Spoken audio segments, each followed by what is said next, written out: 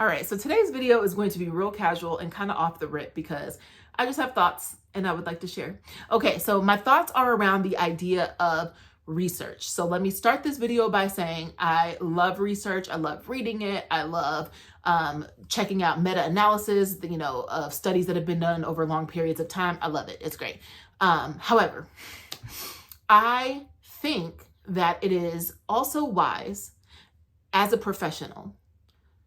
And before I even go there, let me just say I'm the first person to admit that I have a tendency to do what I'm about to explain myself. And that is the tendency to hear that something is research-based and immediately accept it and immediately think, okay, then that's exactly what I need to be doing, with no regard for my experience, right? So if you're new here, I'm Lanisha Tab. I've been a teacher for the past 18 years, and I've had a lot of different experiences, different grade levels, all the things. Great. So when I was recently engaging with some professional development, the leader of this development was going through some research-based strategies that had to do with writing, and almost all of them, I'm thinking yep, I do that. Yep, I agree with that. Yep, that happened in my classroom and it was successful. There was one strategy though, and this is not about this one specific strategy. This is about the bigger picture of research. And if you are a teacher who has seen success and you know that you are able to get kids to achieve a skill, holding a little bit of space for your expertise, for you to say, hold on, I hear that, but I've also been very successful doing it in this way, right? And so, just being able to sort of hear something is research-based and filter it through your experience. Now, if you're a newer teacher and you're listening to this and you're like, I don't have any experience to filter it through, then this is not really for you, right? This is listen to that research, get in the field, try it, do what you need to do, and then see how it feels for you. I'm speaking maybe to more of a seasoned educator that has seen success, right? So I'm not talking to an educator who year after year, if your kids are not performing, then I would probably lean heavier on that research because clearly something is not working, right? Not trying to ruffle feathers, but if I'm a teacher and I am not seeing success, I'm not going to be the first one to kind of scoff at research. I'm going to be thinking, ooh, maybe I do need to read this and make some adjustments with my students. Anyway, neither here nor there.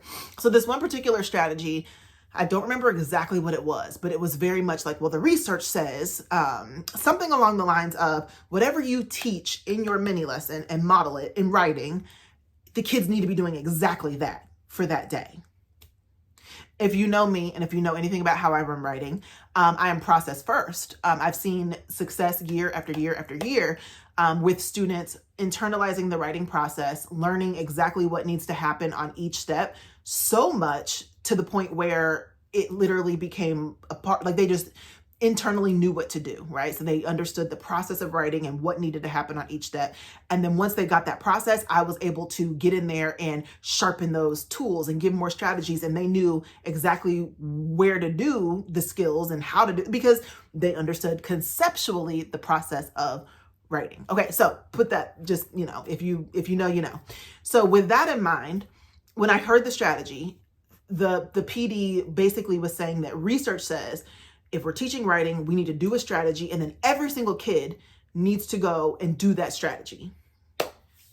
Now, here's where experience comes in, because on the surface, that makes sense to me conceptually. It really does. I understand that. Why wouldn't I want to teach a strategy and then immediately expect my students to go do it and then, walk around, give kids that are, maybe struggling a little bit of help, and, that makes sense. But then I'm reminded of my many, many, many years of experience in the classroom where I would do just that. And I would teach the lesson, especially with writing. And I would expect them to go out and try the strategy. And then what do I always say? If you are, a regular here on the channel, I tell this story all the time. What happens a lot of times in writing is you send them out to go write, and not even 10 seconds later, 2 hands are in the air. And they're like, what did you say? I need help. And they're kind of lost and struggling immediately. And then while you're helping those students, you kind of hear in the background, one student saying, I'm done. Can I get on the computer now? And you're like, wait, no, we're still in right. So for me, I heard that strategy I heard that it's research-based, but I leaned on my experience and I thought to myself, but from a management standpoint, that does not always work the best. And if I know one thing, all of the teachers that I work with, when it comes to writing, there's usually a small percentage that are like, nope, I love writing, I'm nailing it, my kids are killing it, this is great. The vast majority, I would say 98% of the teachers that I work with are really struggling with writing. And the number one thing they're struggling with is the management of it. They just feel like, well, the kids really aren't that independent, or if they are independent, it's almost like a fill in the blank. Like, I modeled the writing strategy so closely and I really expected them to just kind of like write down the same sentence starter and maybe change one word at the end, which, I mean, if you're doing that for like language learning reasons, that makes sense. But I'm not always talking to teachers that have a lot of language learners. A lot of times it was just like, oh my gosh, those beautiful writing samples on the wall, they look so great. How did you do this? And it's like, well, they just copied it. Like, so you see what I'm saying? So there's a spectrum here, right? And so when I'm thinking about the fact that in my lived experience, I have tried to send children off to work and it did not go well from a management standpoint. And you've got kids kind of like huffing and puffing because they're done. They want to get on the computer. The time is running out. I haven't really helped the kids that I need to help. I'm thinking to myself, that is why I ran my writing with a process first framework. Because if the kids knew where they were in the writing process, I could still teach the lesson. I could still model the strategy. And I could still say, I expect everybody to do this strategy. But if I have different writers that are in different places, they can go out and they can get started with their writing where they are, but I am still going to have a clipboard and I'm still going to be walking around and looking for evidence of that strategy. But if they're not ready to employ it yet, it's okay.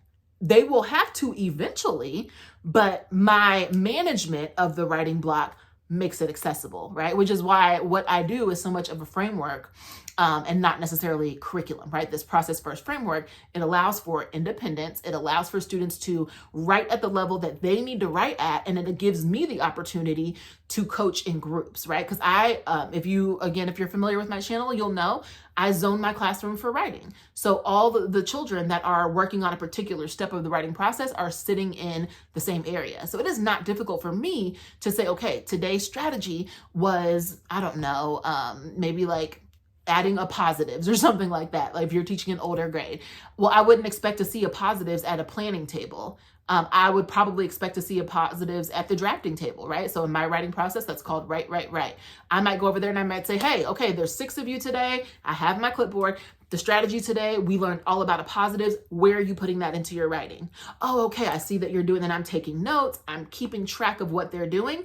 And then when they're ready to move on and go to the next step in the writing process, there you go, right? You're gone. Maybe I have kids that are already on the next step and they're revising and they've already finished drafting. I can still say, oh my gosh, your writing is looking so good. I see you're revising, so you're finding ways to make it better. What about the strategy of a positives? Could you revise by maybe adding in a positive somewhere? Great, let's see you do it. So at any point in the writing process, because I teach them that the writing process is a circle on purpose, because we can move either way on the writing process. So it's not linear. It's not check it off, done.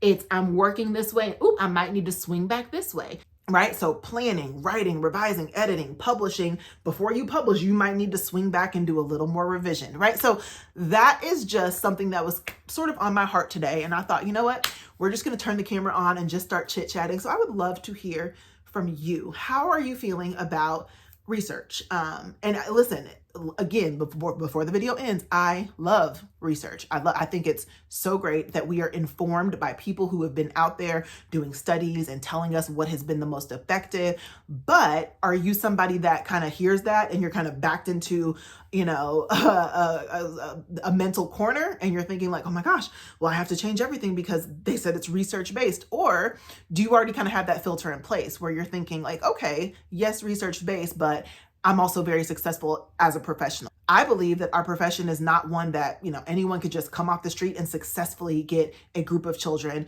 to meet a series of standards. They simply can't. It takes an art. There's a science to it and there's an art to it. And so leaning on that professional experience, plus research, in my opinion, is what is going to make for really solid instruction. And that is what I truly believe. So sound off in the comments. Just let me know how you're feeling. And if you're new here, check out some of the other videos. If you're like, wait, what's she talking about? Process First Framework, jump on the channel. There's tons of content for you to consume, and I will see you in the comments.